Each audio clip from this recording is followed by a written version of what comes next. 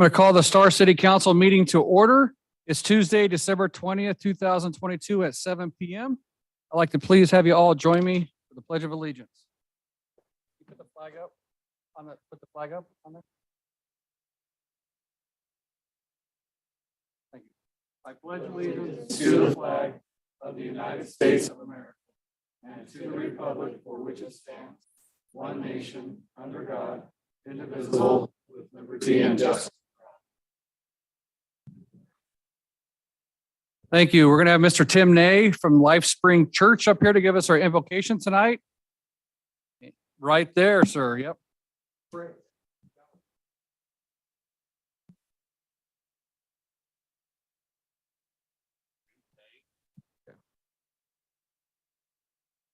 Let's pray. Father in heaven, we open this meeting acknowledging that you are higher than us. We bow before you. We ask for your wisdom as opinions and decisions are made tonight. I pray during this holiday season, we treat one another as Jesus treated one another, offering forgiveness, grace, mercy, while still hanging on to truth. Thank you for your love for the world and sending Jesus to be our Emmanuel, God with us. God, during this meeting, we ask you show us what is true and right and help us to do our best to give you honor in our speech, in our conduct and decision-making to govern our city with integrity. In Jesus' name, amen. Amen. Thank you, sir. Appreciate you. Merry Christmas. All right. Roll call. Hershey. Here. Wheelock. Here. Chadwick. Here. Salmonson. Here. Nielsen. Present. Okay. We're going to move on to item number 4, our presentations. We have our Star Police Chief, Zach Hessing, to come up here and talk about our report for November. Yep. All right, good evening, Mr. Mayor, City Council members, city staff, and residents of Star. I'm Chief Zach Hessing, Star Police Department. Grateful like a bell to present the November numbers to you tonight. We actually had a really good month in November. I'm proud of what we've done and the things we were able to accomplish. You'll see that there's a few changes on the report. Not changes as in we're changing the report around, but some things that we did that I'm pretty excited about. So the first thing is for November, you'll see that we're up to 33 crimes total the month of November, which is up from 21 from last month. But a lot of that has to do with proactive policing. I'm excited again about some of the things that were accomplished this past month on the patrol side of going out and making some traffic stops and finding some things. We'll dig a little deeper into that here in a second. First of all, the person crimes total was 14 person crimes. Property crimes were a total of 10, and society crimes are a total of 9. You'll see right here where society crimes up from 4 to 9 from October and November. A lot of that is traffic stops, making traffic stops and finding drug paraphernalia or drugs in the cars. Here on State Street and throughout the city of them going out and doing proactive policing and making traffic stops. They did find quite a bit this past month, and that was kind of an increase from 4 last month, which I was excited about. Hang on, Chief. Just real quick. Hey, Sean, will you zoom that up a little bit for us, please?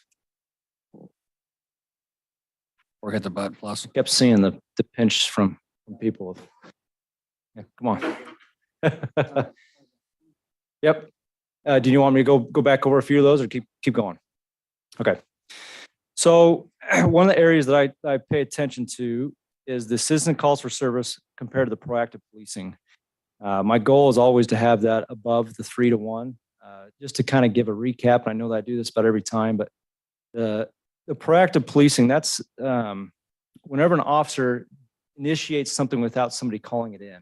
So it can be a traffic stop. It can be talking to somebody in the middle of the night that's walking around a neighborhood. It can be getting out for a welfare check or a location check to see what's going on in different construction zones that we have going on, or walk around a neighborhood on a foot beat, those type of things. And so I am very, I want to make sure that Star Police is always out there trying to stop crimes from happening before they happen. This month we had 270 citizens calls for service. That's when somebody actually calls either 911 or the non-emergency number to ask for police to respond to a certain location. Proactive policing, we had 1,201, which I think is the highest month that we've had yet in the history of us doing this report. And so that's about 4.5 calls to every one call. So 4.5 proactive policing calls to one. And just for the monthly average for the full year, as we're coming up at the end of the year, again, next month we'll actually present the December numbers, which give us a little closer to it. But we're 3.5 to 1, which I'm still very, very happy to report. Just a few of the numbers I saw that went up quite a bit was school checks. That's every time a police officer, star police officer stops by and checks on a school. That's just us walking around the school, saying hi to kids, maybe going out on the playground, being around with them, checking the halls, those type of things. We had 65. We did the month of November. We did 333 traffic stops, which is almost double what we did in October. Then we had 408 location checks. And that's, again, that could be a construction site check, or it could be homes that call in if they're going out of town. They call us and say, hey, can you keep an eye on the place? And we'll check out there and walk around and make sure that nothing's being disturbed in that property. The code 3 response times on the far right of that is for the month of November dropped quite a bit from October to 3 minutes and 7 seconds, which, again, anything under 4 minutes we're happy about, as every second counts when we're trying to get to somebody who's calling 911 and needs us right away. Mental health cases, it did go up to 2, not extremely out there. And then we had a total of 9 arrests for the month of November. Just to give you a kind of idea of what those person crimes are, we've had, as NIBRS states, it'd be, they call them simple assault or simple battery. So again, we had 14 total person crimes. 7 of those were either actually a battery that occurred, me pushing or somebody hitting somebody else or somebody pushing somebody else. And that was kind of a variety of domestic batteries that occurred and also juvenile batteries that occurred. We had 2 ag assaults and 2 intimidation. For the property crimes, we did 4 vandalisms for the month of November. We didn't do it. We responded to that. And we took 4 vandalism reports, 3 thefts from vehicles, 2 larcenies, and 1 burglary. And then to give you an idea, all of the society crimes for this month were drug narcotic violations or drug equipment violations, which are a total of 9. And 6 of those came from traffic stops, and 2 of them came from us just doing a location check and seeing something that seemed out of the ordinary. And we went and stopped, talked to people, and found drugs in that area or drugs on that person. So again, I'm very proud of what Star Police did for the month of November. They really worked hard, and they deserve a thank you from me of what they're doing out there. So, Wait, do you guys have any questions or? I've got one. Councilman Wheelock? Gonna scroll down, Sean, just a little bit here. Down a little more. Right there. So the code 3 response times Yes. went from 451 to 307. Is that the other officer that we've added? Is that helping that? So it is helping. What's the reason? Well, I think there's a variety of reasons. One, I think in the month of October, I think we had, what was the amount of crashes we had? I guess it wasn't a big difference. There was 31, we only dropped down to 30. So I think some of that is, one, we're getting used to the new CAD system that we have. And that CAD system, when we get on call, usually we either hit on the computer. The CAD system is the system on our computers in the cars. We can hit on location, and we're getting used to that CAD system and be able to hit that button. Remembering to hit that button when we get on call, or we're telling dispatch that we're there. So I think that's part of it. There is a big part that our sergeants out there, we added 2 additional sergeants, which give us 2 more cars out there, or 1 more car on each side of the week. That's responding to these calls as well. So I think that is helping too. But it kind of fluctuates, but I'm kind of surprised November dropped that much, which I'm very happy about, but I'd be interested to see exactly what it is. And I don't fully know the answer. It might be several items that are happening there that's going. Yeah, I just didn't know if it was 'cause we have another car out there that was getting to locations quicker because of that more coverage, I guess. Yes, and that's I have noticed that we're getting to calls, not even code 3 calls, but we're getting to regular calls quite a bit quicker too, with having that additional car out there driving around. Thank you for your service. Okay, any further questions of chief? Hearing none, thank you, sir. All right, thank you. It's an easy one there. Okay, on to item 5, the consent agenda. Mayor Chadwick, Councilwoman, I'll move to approve the consent agenda consisting of item 5A, approval of minutes for November 21st, 2022, item 5B, approval of claims, and item 5C, findings of fact for Gary and Terry Opper annexation. okay, we have a motion. Do we have a second? Second that. We have a motion, and a second. Any further discussion? Okay, hearing none. Roll call. Hershey. Aye. Wheelock. Aye. Salmonson. Aye. Nielsen. Aye. Okay, that motion carries. We're on to item number 6. We're going to do 6A, the audit presentation by Zweigert. John, is it Zweigert John or Johnson? Yes. John. Zweigert John and Associates. Mayor and council, thanks for allowing me to come down and present the audit. It was green. It was green. It's green again. There we go. Okay. We're gonna keep this short, sweet, to the point. I didn't work on the audit. My partner Jordan did, so he's out of town, so he's asked me to come down and present. Want to say thanks to Mac for his efforts on the audit. We've worked with him for a number of years and always enjoy working with him. So to dive in, I'm going to start on page 1. This got our letterhead at the top. This is the independent auditor's report. It's probably going to be like page 4 of the PDF. Okay, I'm just going to walk through what this says without reading it to you. The first paragraph says that we've audited the financial statements that are presented here. The second paragraph, we give our opinion, and we're saying that they're presented fairly in all material respects. That's what you would consider a clean audit opinion. So congratulations to the city on that. As a basis for our opinion, we follow auditing standards. And of course, management is responsible for the information that's presented in the financial statements. They're the city's financials.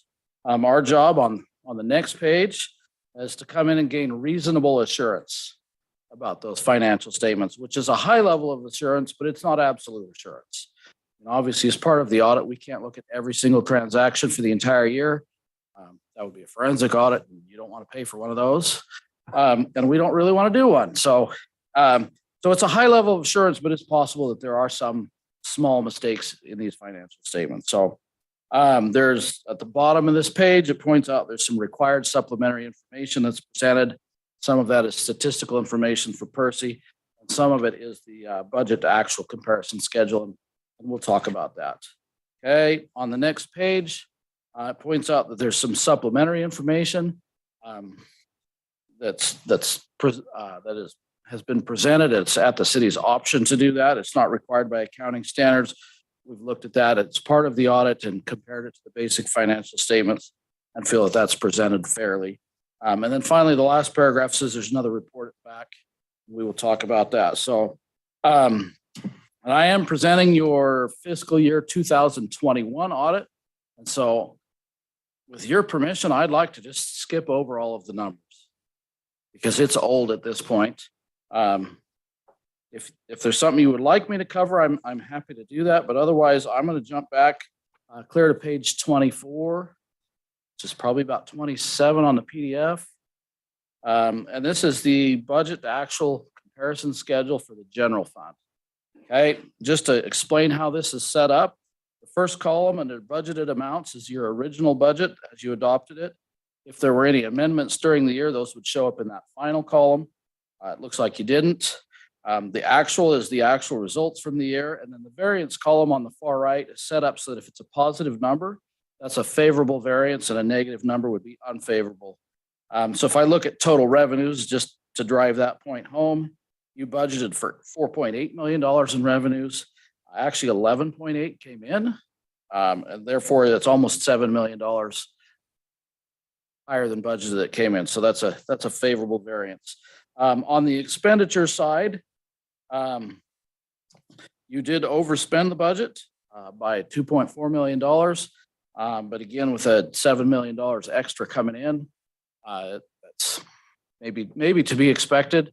The recommendation would be to go ahead and do a budget amendment in the future so you don't have the budget violation on that. But again, the money comes in, you don't want to just sit on it either. So, okay. So that's all I was going to cover on that page. On the next page, this is the impact fees that you're collecting for parks. So it's in its own fund.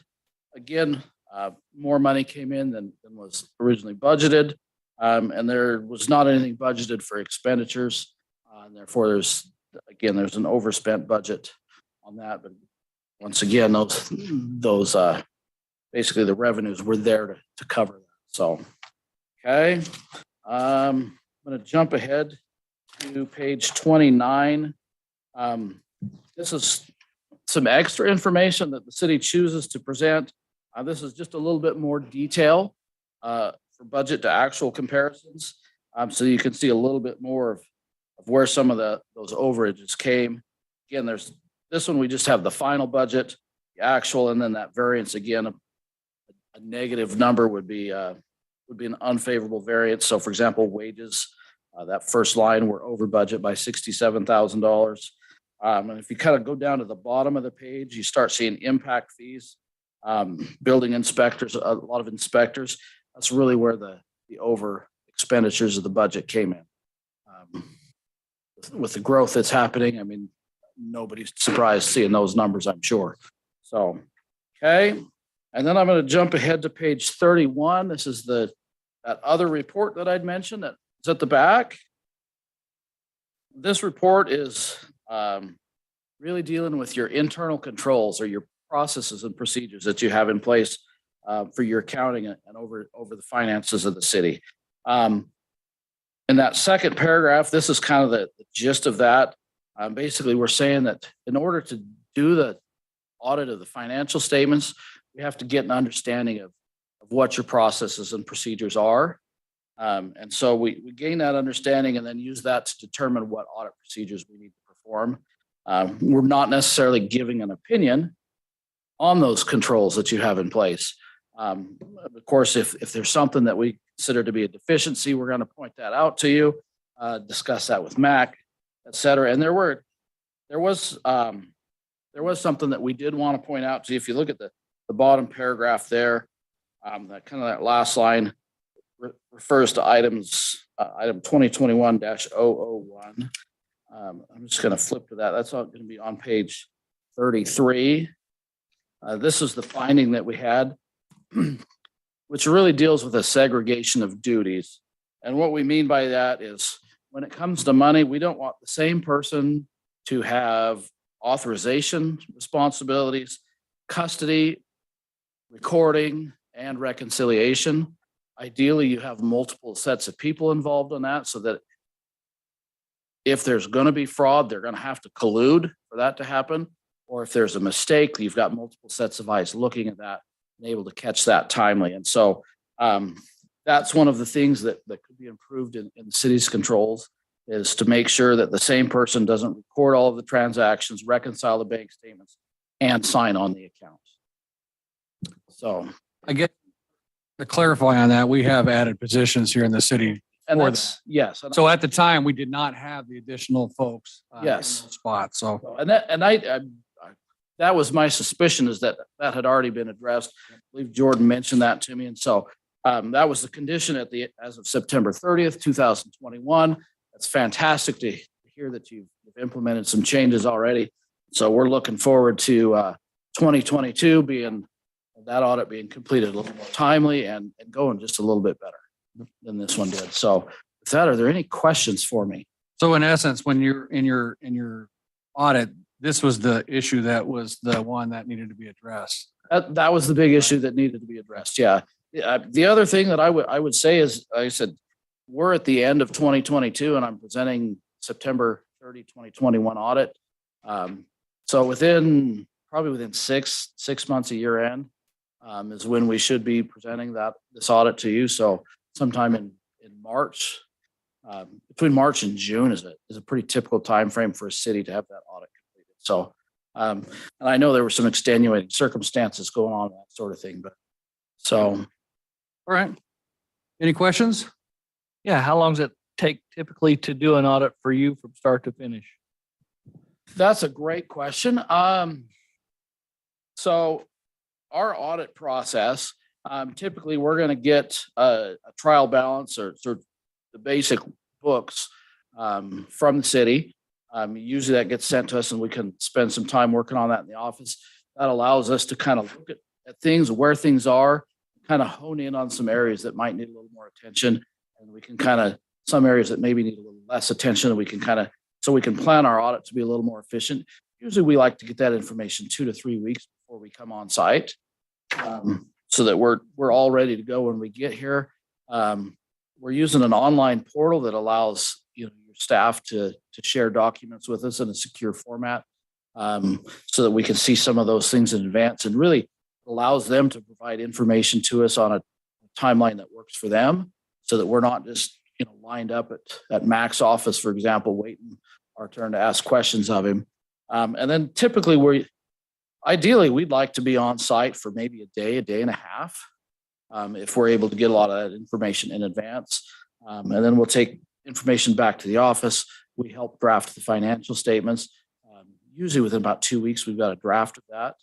And then one of our partners will come out on the audit. The other one will then review that, which can take anywhere from a week to 2 weeks. And then we get the draft out to Mac or to the client to review. So all in all, we're probably looking at 2 to 3 months from start to finish. But obviously that's not 2 to 3 months dedicated to you. That's, so does that answer? Kind of To answer your question? kind of general. Okay. Okay, perfect. And just, yes, sir. Go ahead, Councilman. Nelson? Comment? No, go ahead. I'll wait. So somewhat related to the previous question, this feels like we're getting this report at least 2 to 3 months earlier than normal. And that's not a criticism. I'm just curious. We changed accounting systems. I know that Mac has improved a lot of different processes, he and the mayor and staff. I'm just curious, has that helped with the audit? I know you weren't the one that did it, but what's the general That will help sense? us be on it. So just to clarify, some of the audits that I'm presenting this time of year are September 30th, 22. Usually those are for some pretty small entities, fire district or highway district. But so here in a few months when we're presenting that, I expect things will go better. I don't remember when you implemented the new software, but We started in February. This, and we had this our is audit started in QuickBooks March. Yeah. that they're auditing. So we had some challenges with the audit in there back and forth that we worked through on that. Yeah. So having new systems in place, and I know this, the software that you've changed to, Mac kind of champions that. We've got a lot of other clients that use that. It's one of the premier, I should say premier within an affordable range, accounting softwares that's out there for municipalities. And so I expect in the future to see things improve. Okay. And my last question, on page 3 of the report, and I think maybe you touched on this briefly, but I was kind of reading, so I didn't hear your comment. Yeah. Second paragraph, management has admitted the management's discussion and analysis that accounting principles generally accepted in the U.S. required to be presented to supplement the basic financial statements. So I'm just curious, I mean, with some of those budget overruns and underruns, probably the historical and the contextual elements of that certainly would have added to the report.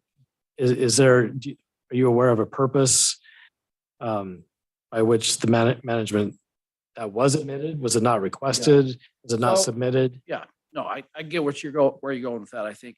So the vast majority of our clients actually opt not to present that management discussion analysis. What that basically does, the nuts and bolts of that is to take the information that's in the financial statements and tries to put it into more of a text format, almost an executive summary, if you will. And so it kind of pulls out some highlights from that. It does give management an opportunity to maybe give some context, point out some highlights from the year, some of the city's major accomplishments as well. But most of our clients, because it does just kind of read regurgitate information that's in the financials, do choose not to present that. That doesn't change our opinion, just something that accounting standards say it's supposed to be there, but yeah, so if that's something that you guys would like to see, that's something that, the clients that we do have that present it, usually it's an elected official who's at least signing that and kind of putting that message together. Obviously, city staff does probably work on that. And Mr. Mayor, just so you know, I don't find a deficiency myself, but I feel like that being in the report warranted a little more information here. Yeah, thank you. And then sorry, let me cut you off. You got something, Mr. Jennifer? That's all. Yes, thank you. Just a quick question. So on page 14, you talk about some like credit risk. Okay, yeah. And so, it says that the city doesn't have a policy to limit that risk. And I know you said that you don't provide opinions, but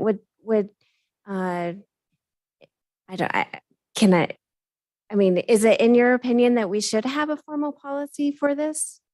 I don't know that it would do much for you, in all honesty. Because where you've got your money sitting, it's either in a bank account, where you've got some coverage from FDIC, or if you look on page 15, actually at the top there's a table that shows where you've got some of those excess funds invested.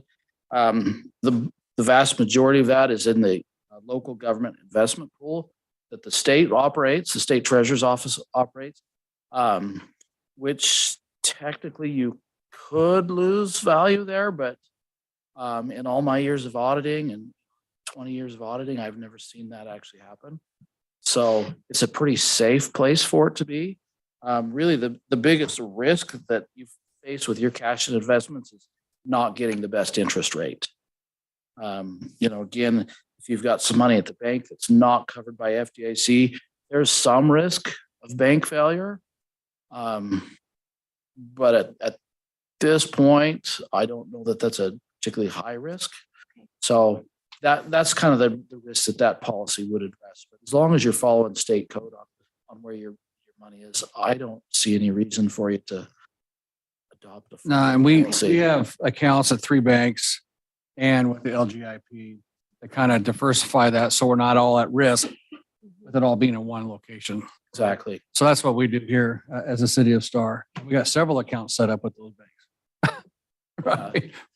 So I think you need to be a much, much bigger city to where that was really irrelevant for you. But again, the accounting standards kind of dictate what information we should be putting in here. That's a disclosure that's supposed to be in here. Right. Again, I don't feel that's something that the city Need needs. to worry about. Okay, thank you.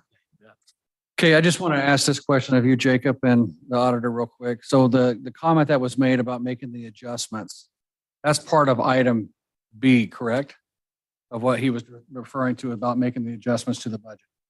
So when we talk about that, that's on our agenda tonight to make those adjustments as requested, No, right? That's Or is this a simply- different one? That's a budget amendment that you're thinking. This is simply to clean up the books at the end of the year. Okay, so we need to do a separate budget amendment. You're past that time to do a budget amendment. You Okay. have to do that in the fiscal year that you're operating.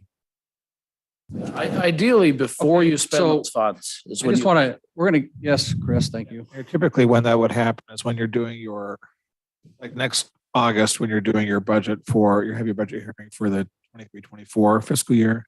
A lot of cities at that same time would amend their budget for the 22-23 fiscal year and true up all those things. That's the routine kind of way to do it. You could also do it if you know you're getting a large amount of income coming in that you're going to expend. Those budget amendments, they do require, it's a public hearing process, so Right. everybody's involved. It's not just a agenda item. But typically it's done at the same time you're doing next year's budget, and then you amend the current year's budget to true it up. So put that down for August then for when we do this next budget. Thank you. Because that's something that's never been really explained to us as a council.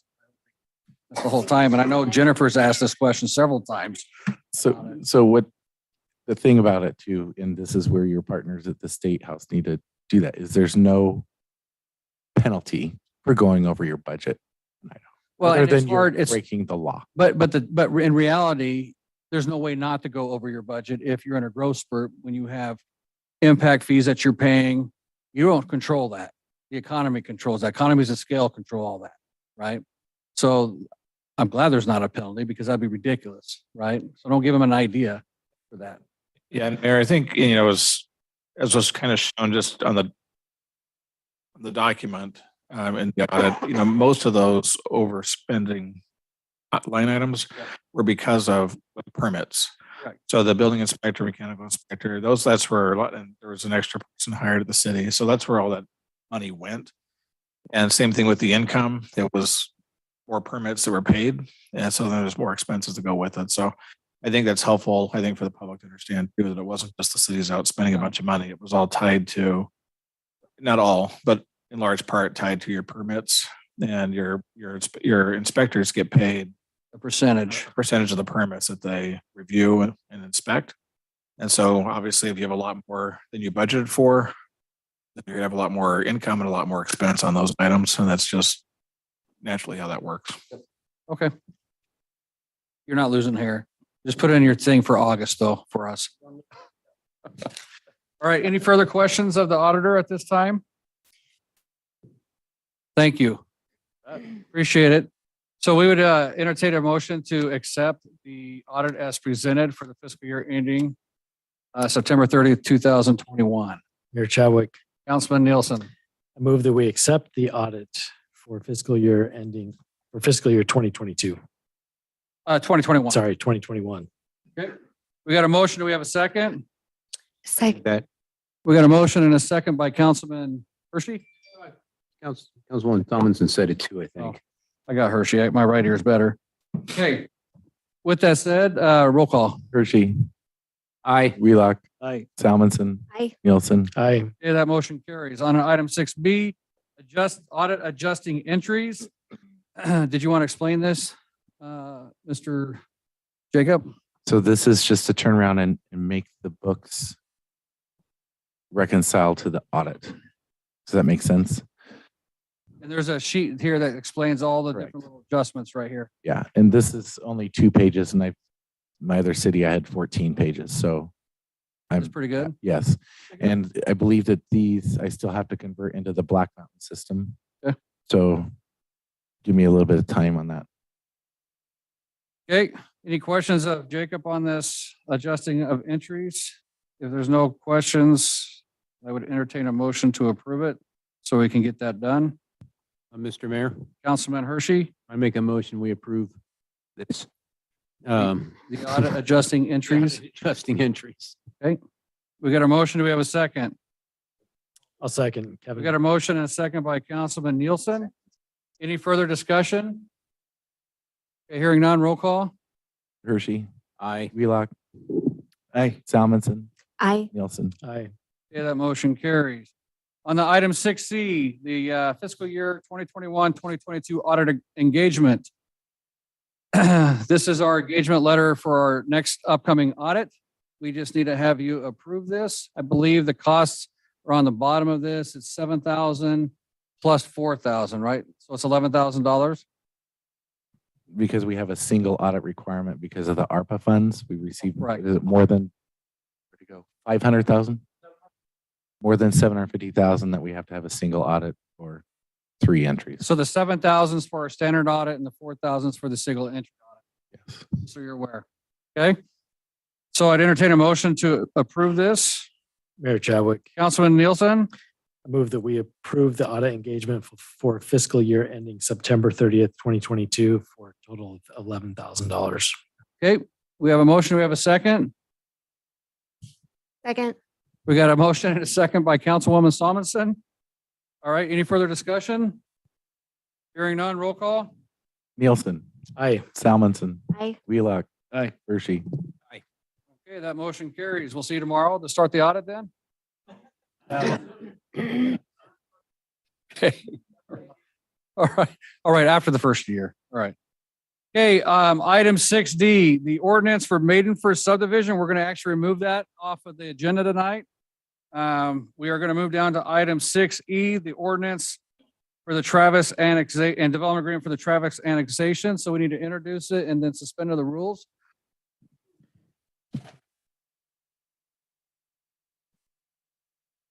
Mr. Mayor, Councilman Hershey. see, I'd like to introduce and dispense of the rules for ordinance number 37.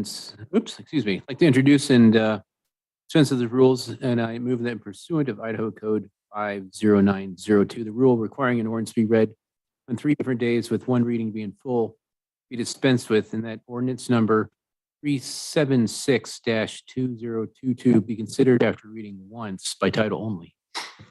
Okay, we have a motion. We have a second. Second. We have a motion and a second by Councilman Wheelock. Any further discussion? Hearing none, roll call. Hershey. Aye. Wheelock. Aye. Salmonson. Aye. Nielsen. Aye. Okay, that motion carries. Would entertain a motion to approve the ordinance. Mr. Mayor, Councilman Hershey. I make a motion that we approve ordinance number 376-2022, Travis annexation, an ordinance annexing, excuse me, an ordinance annexing to the city of Star certain real property located in the unincorporated area of Ada County, Idaho, more specifically located at 2351 North Brandon Road, Star, Idaho, Ada County parcel S0405325500, and contiguous to the city of Star. The property is owned by Travis F. Chesley, establishing the zoning classification of the annexed property as residential with a development agreement RD-1-DA for approximately 5.01 acres, directing that certified copies of this ordinance be filed as provided by law, providing for related matters and providing for an effective date. Okay, we have a motion. Do we have a second? Second. We have a motion and a second by Councilman Wheelock. Any further discussion? Hearing none, roll call. Hershey. Aye. Wheelock. Aye. Salmonson. Aye. Nielsen. Aye. Okay, that motion carries. That ordinance will be filed. Okay, on the item 6F, excuse me, the new alcoholic beverage license approval for Dickey's Barbecue. It's a provisional approval for beer, wine, and liquor by the drink. And I think, did you want to discuss that, Jacob, and explain that since it's provisional? So provisional license, they're waiting for their occupancy permit. And I think their county as well. So, and they're planning on opening before your next meeting. So this allows them to turn around and then administratively, we did this before with Albertsons Proof Pizza. Okay. Any questions of Mr. Jacob on that? Hearing none, I entertain a motion to approve it. Mr. Mayor, Councilman Hershey. It's like my kids. I almost had to go through everybody there. Sorry about that. I move that we approve the application for beer, wine, and liquor license to Star Barbecue LLC. Otherwise known as Dickey's Barbecue, right? Yeah, Dickey's Barbecue. Yep, we got a Going by the motion. business name. Yeah, we got a motion. We have a second. Second. We have a motion and a second by Councilman Nielsen. Any further discussion? Hearing none, roll call. Hershey. Aye. Wheelock. Aye. Salmonson. Aye. Nielsen. Aye. Okay, that motion carries. Same thing for item 6G. This is for the Tap House Eatery and Pub. It's for a provisionally approve a beer, wine, and liquor license by the drink. Mayor Chadwick, Councilman Nielsen. move to approve the alcohol beverage license for Tap House Eatery and Pub. Okay, we got a motion. We have a second. Second. We have a motion and a second by Councilwoman Solomon. Any further discussion? Okay, hearing none, roll call. Hershey. Aye. Wheelock. Aye. Salmonson. Aye. Nielsen. Aye. Okay, that motion carries. Thank you. On the item 6H, the request for qualifications for the CE and I for the State Highway 44 project we're doing. Ryan Morgan couldn't be here tonight due to a previous family engagement. So I'm gonna try to explain this as best I can. With the State Highway project approval, we have to do an RFQ to get the qualifications for somebody to do the construction, engineering inspection, materials testing, construction surveying, and project closeout as this project goes on. I believe this is the bids will be, or not, the qualifications will be due back to the city in by January 10th at 3 p.m. or 4 p.m. on that day. And then we were going to have a committee of 4 here in the city, which will include one of you council members to go through those qualifications and select the winner Oh, that's right up my to alley. do this for us. And this is all for our Highway 44 project that is actually bidding tomorrow. The bids are due at 3 o'clock for the expansion of Highway 44 between Star Road and Canada Road that we're doing utilizing the proportionate share funds that we started collecting in 2020. So that was an unfunded section of the highway that we're actually, this thing is working out like it's supposed to, that we can actually get some highway improvements here within the city of Star.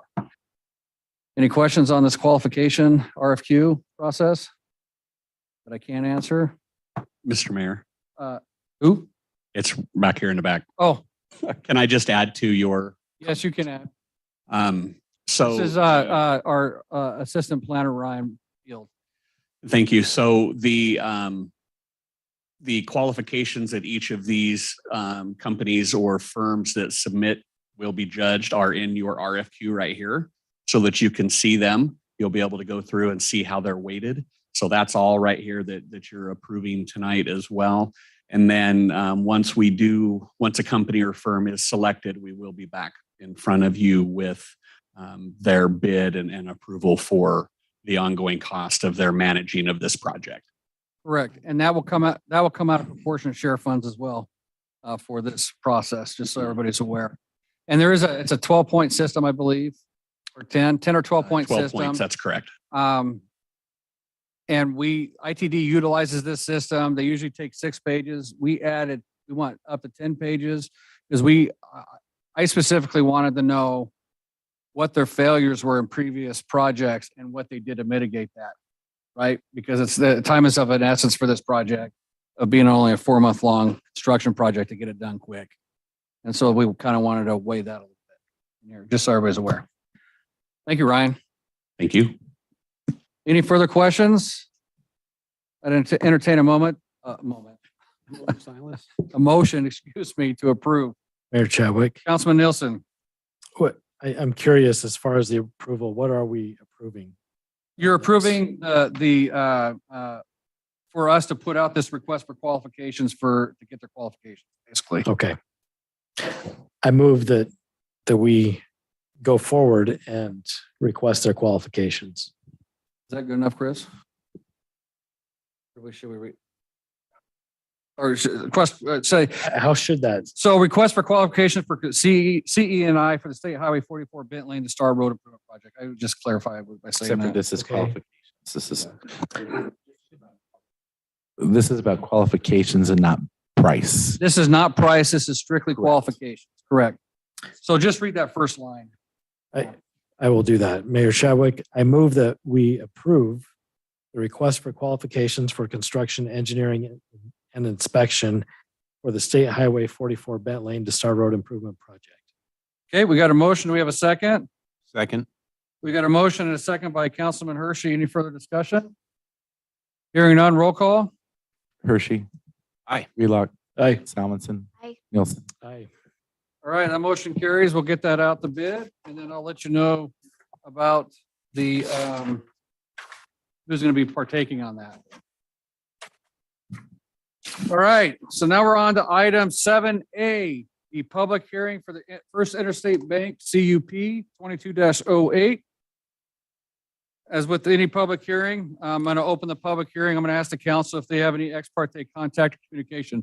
If everybody's in here for that project and they want to speak, please sign up on the sheet. Did you steal the sheet already, Ryan? Or is it still out there? If anybody still needs to sign up on that sheet, Ryan has it to sign up to speak. I'll ask council if they have any ex parte contact or communication. We'll have the applicant come up and present their project. The public will have a chance to support it, not support it, or remain neutral and come up and speak for 3 minutes apiece. And then we'll close the public hearing and go towards council deliberations. And the council either approve of conditions, deny, or table the project to a date later in the future. Okay? It is 7:44. I'm going to open the public hearing on the First Interstate Bank and ask the council if they have any ex parte contact or communication regarding this project. None. None. Okay, hearing none. Is the applicant here, Ryan? Right there? Okay. We'll have him come up here and State your case. And just for clarification, I just want to clarify real quick. This is strictly for the drive-through portion of the bank. Okay, just so everybody's aware, the bank is already an approved use through a previous DA on that property, correct? Okay, thank you. Floor is yours, sir. You just stole my thunder. That's I'm all I was sorry. gonna say. That's all you're gonna say. Josh Herschel with Cushing Terrell, 800 West Main Street, Boise, Idaho. Yeah, so we're only here for the drive-through portion of it. All the rest of it is approved through the development agreement. It will go through design review, certificate of zoning compliance. So the staff report, we've read through all the recommendations for approval. We don't have anything that we're against on any of that. All of the drive-up lanes meet the 4-car stacking, everything else that's part of the city requirements to approve the conditional use permit. So with that, we really don't have any comments on it. It was pretty straightforward. Not much more. Unless you have any questions. Okay, does anybody have any questions of the applicant yet at this time? Okay, that's pretty easy. Can I have that sign-in sheet, please? And Jacob, do you got the timer? Okay. All right, I will call people to come up and speak, and then I will have Jacob is going to give you the 3 minutes. He'll let you know 10 seconds in, or 10 seconds left, all right? So we're going to start with Miss Teresa Tinsley. You signed first on the sheet, so. I was here early. And just state your name and address for the record. That whole thing moves right down to you. Sure. Thank you. Teresa Tinsley, 10459 Achilia Star. And I just want to say that I am on the board of the HOA at Starlight Meadows. And I did bring the president here of the Jerry Luce. The board is not opposed to anything that they have brought forth. We think it'll be a nice addition to the city's downtown business district. I would just like to have it on the record that the board is asking that no trees or bushes be planted within 15 feet of the southern fence line of their property. The HOA has corrugated HDPE irrigation culvert pipe 3 feet deep along that fence line. And in the last year, we've spent $18,000 cleaning out the tree roots from that pipe. So I would ask the city to stipulate that no trees or bushes be along that fence line on the southern fence line. I do see. Can you blow that up a little bit, Sean, please? Yeah, the one I saw before did not have any landscaping. So Miss Teresa, so when I look at this, it looks like those trees are the trees themselves are about 15 foot back at a minimum, basically the shown on here, because it's a 20-foot deep thing, right, Sean? But those shrubberies there, can we make conditions to keep it off? I will tell you, 15. The challenges they've had with the trees back there this last year has been incredibly painful for them. You know, and I completely understand that. And if it's something that's in our code that's requiring these bushes, Sean, I don't know if it's something that we can look at about making adjustments so they don't continue to have that issue back there as a neighborhood. Mr. Mayor and Council, yes, we can work with the applicant to address those concerns. I don't think that should be an issue.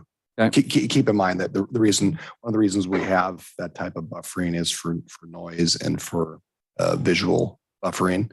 So if the understanding from the HOA is that by removing some of those, we're getting rid of that intent. If they're okay with that, then Sure. I don't see a reason why we can't. But I don't think the trees are an issue based on Trees 15 foot should, deal. trees should be I think it's fine. the shrubbery that they got right along the fence based off of this is what we're talking about. As long as they're the right type of trees, as long as they're not willow trees or cottonwood trees or, I don't think they want to plant those by their stuff. They're a oh, nightmare. good Lord. Okay. So, Mr. Mayor, staff will provide, so I believe the neighbor saw the site plan that I sent out, probably did not see the landscape plan, so we'll share that with them. And we can work with. We'll work with them. with Okay, the applicant. very good. thank you so much. Thank you, Ms. Teresa. Mayor Chadwick, Councilman Nielsen. I'm curious if not planting trees is the only option, or if there are mitigation options such that tree roots can be stopped from encroaching upon the pipe, and request that we consider those options as well. I like to see trees where we can, but Well, I don't think we're talking about taking the trees out on this one because they're far enough away. I think it's just the shrubberies up along the fence. right. So are there mitigation measures that you can take to make it so that pipes like that are protected and still be able to plant the shrubberies? I don't know that we know that, but perhaps we can ask. And Mr. Mayor and Council, a lot of it has to do with the type of trees, the type of shrubs. We had the same issue in front of Ridley's when we were working with Little Pioneer. So we can look into it and address it during the zoning certificate. Make sure that everything is. So they just, for the follow-up on Councilman Nielsen's thing, they can just make as part of their motion, if they choose to approve this as a condition, to work with staff for that. Absolutely. Yeah, and I think any sort of mitigation, including no shrubs, I'm fine with, but just request we check the options. Okay. Any further questions of Ms. Teresa before we move on? Okay. All right, we'll move on to, see, Mr. Stephen Dolan. Did I say that right? Okay. Close enough? Okay. Hang on a sec. We'll wait till you get to the microphone. Pull that up a little bit there for me. Okay, go ahead. State your name and address though for the record, please. Stephen L. Darlene, 54 South Cosmo. I live right here at the house right there at the intersection of Cosmo with Star. Okay. And I'm just concerned about the amount of noise that might occur with the drive-in with, we already have to deal with the fact we have Dickies and McDonald's right across the street now. And so the amount of increase in noise we're going to be dealing with, I'm sure is going to be problematic, but I'm sure nothing can be done about that. But I just wanted to make my objections clear. That's all. Okay. Thank you. Thank you. Any questions of Mr. Dolan before he goes back? Sorry, I just want to make sure. Okay, thank you, sir. All right. That's all who signed up to speak. The applicant want to come back up and. Well, I'm here. Yes, right.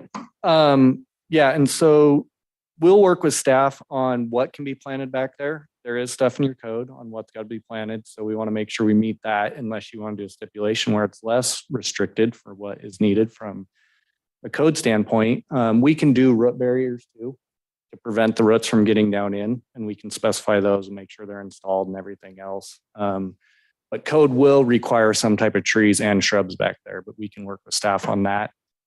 Noise concern, it is a bank, 9 to 5. You know, they're going to have a drive up ATM, but it's not like your McDonald's or Jack in the Box or something different. So there shouldn't be as much noise concern on this. Other than that, we are fine again with what the staff recommended for approval. Okay. Sean, do you have a follow-up? Mr. Mayor, one suggestion if the applicant is okay with this is you could place a condition on this that we can monitor the noise from the speakers. I believe most of those can be toned down. I know the McDonald's, for example, they can lessen the volume of those, and so we can make that a condition that we look at that if there's an issue. Okay. Any questions of the applicant or staff? All right, cool. Thank you. Oh, I hang do on. have a question on this, on the drive-through. Will there be an outside wall or like a tunnel, or is it open air that direction? It's open air. So is the fence coming down that's over there then? The fence staying up? Yeah, so there's a fence there. Yep. Yeah. Okay. I'm just wondering if that was Okay. Yeah. Okay. And sometimes open can be better. And if you have walls, they can echo more. So. Yeah, I was just curious. Okay. Any further questions of the applicant? Mayor Chadwick. Councilwoman? So there's 3 stalls, is that correct? So there's one right by the building. And then there's another one with the, that would connect to the banks and then with the teller. And then the last one, is that a ATM or is that also the, one that would call the teller? I'm not the one that designed it, but I'm guessing that one's probably a teller one, just looking at the way it is, that they probably have a chute that can go back in. It might be on the schematic plans and elevations, but I'm not 100% clear. Okay, because I don't see on the plan anywhere for an ATM specific location or drive-through. So that was the Maybe go up question. to the first plan right above this. I don't know if they've got anything on that one that might show it.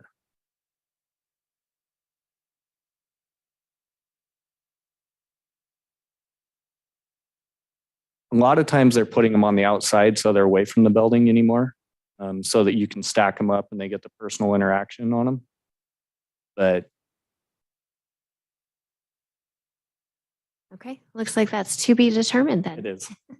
And again, it's tough. It's just for the drive-through is all we're really getting approval Right, for. right. Well, my point was, I guess I was going, if that's going to be a ATM, that lane closest to the east, if that's going to be a ATM only, that would help with the noise as well, but we don't know. Don't know. Yeah. I apologize for that. Thank you. Okay, any further questions of the applicant? All right, thank you, sir. Thank you. Any further questions of staff? Yeah, Mayor Chadwick. Councilman Nielsen? So as you mentioned, perhaps adjusting volume of some of the speakers, what sort of recommendation would you have in making a motion for a conditional, part of the approval? How would we write that language? Are we looking for a decibel or?